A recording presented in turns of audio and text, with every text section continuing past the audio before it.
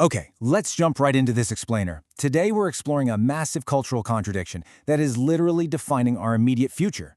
We're pulling some fascinating insights directly from Source S1 to unpack this intense collision happening right now. It's the clash between hyper-accelerated technology and our deeply human, almost primal need to just slow down.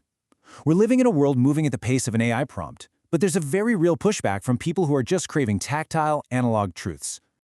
To really wrap our heads around the scale of what we're dealing with, we have to look at this staggering number. According to the data in Source S1, 70% of people globally agree that modern life is so inherently stressful they desperately need to escape. Think about that for a second. 7 out of 10 people you pass on the street are actively looking for an exit ramp from their daily reality. And honestly, that brings us to the core tension of this whole explainer. As artificial intelligence automates our reality at this absolute breakneck speed, generating images, text, and even relationships in an instant, how do we preserve actual human connection? How do we hold on to the messy, tactile friction that actually makes us human? Let's kick things off with Section 1, the pace of the prompt. So the crucial point here is that while generative tools let us scale the volume of content infinitely, they're simultaneously creating what Source S1 perfectly dubs work slop. I love that term. These are the lazy, ill-considered AI outputs that actually increase in efficiency. It's heavily contributing to this eerie feeling of a dead internet. A digital landscape just flooded with uninspired, perfectly polished sameness that, frankly, we're all getting incredibly tired of scrolling through. We're basically navigating this really harsh divide. You have the frictionless, hyper-real illusion of AI. Beautiful, electric, instantly generated, and it's clashing directly with our messy analog reality. The total seamlessness of technology is running headfirst into the friction of human existence. Which leads us perfectly into Section 2, the need for escape. Now, this stress we talked about, it profoundly impacts younger demographics.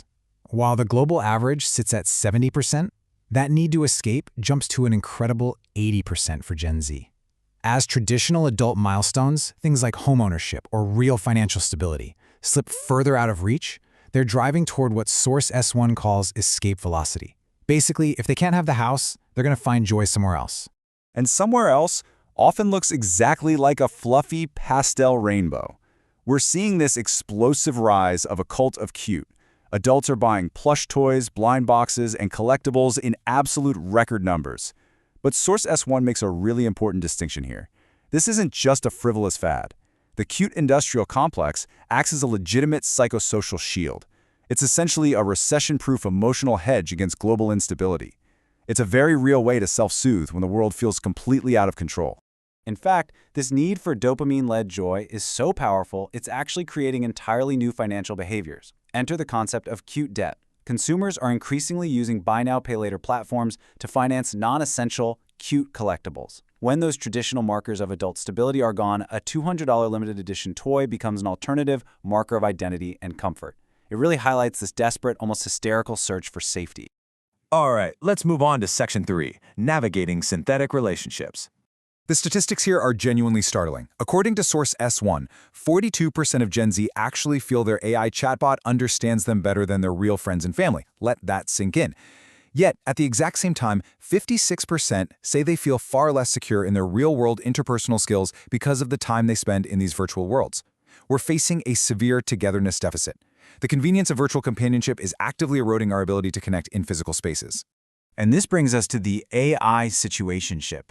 People are literally outsourcing emotional support and even their dating app conversations to artificial intelligence. But this creates a massive crisis of authenticity, leading to a phenomenon known as chat phishing. When the AI does all the charming online, the actual in-person encounter feels incredibly risky, fraudulent, and just flat. AI might be filling an emotional void, but it's making the real world feel a whole lot more intimidating. So how are people fighting back against this isolation? Well, they're rebuilding the middle ring of social connection.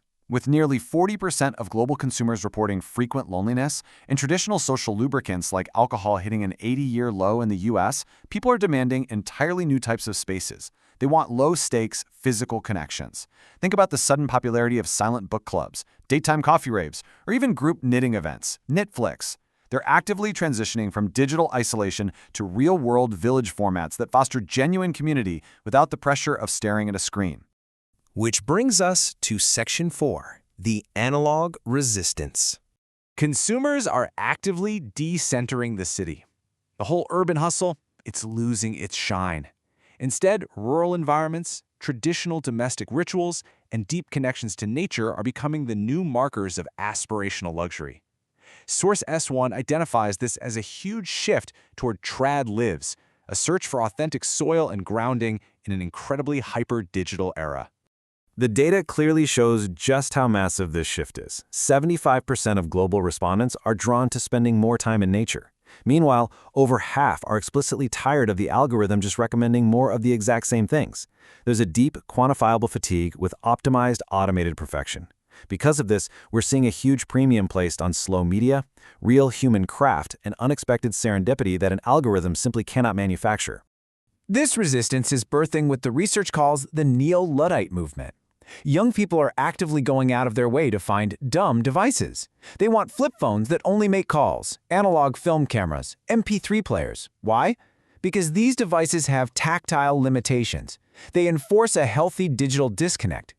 Disconnecting is no longer a punishment, you know? In an always-on world, it's become the ultimate luxury. And finally, we arrive at Section 5, winning the algorithm.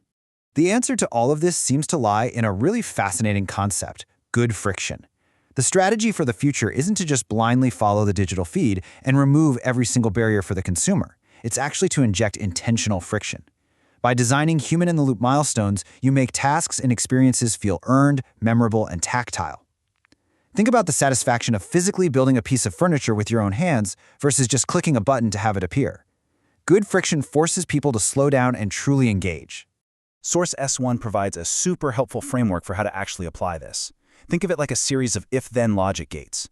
For example, if traditional adulting milestones are out of reach for your audience, then pivot to escapist joy and cuteness. If your output feels like algorithmic sameness, then introduce tactile imperfections. If your audience is lonely, build offline third spaces. And if you are deploying AI, you absolutely must prioritize emotional intelligence over pure cold efficiency. So, to put this all into practice, we can distill the research down to 3 actionable rules. Rule 1, charm the offline. Make physical spaces that reward real, deep engagement. Rule 2, decenter urbanism. Ground your stories in authentic, regional soil. And Rule 3, respect the disconnect. Actually reward people for stillness, for switching off their screens, and for engaging with the real world. Ultimately, the findings from Source S1 confirm a really powerful truth. In a world where practically anything can be automated at the push of a button, human creativity and empathy remain the ultimate premium. You cannot automate genuine care. You can't prompt engineer a real feeling of belonging. Blending tech with profound emotional intelligence is the only way forward. I'll leave you with this provocative thought to consider today.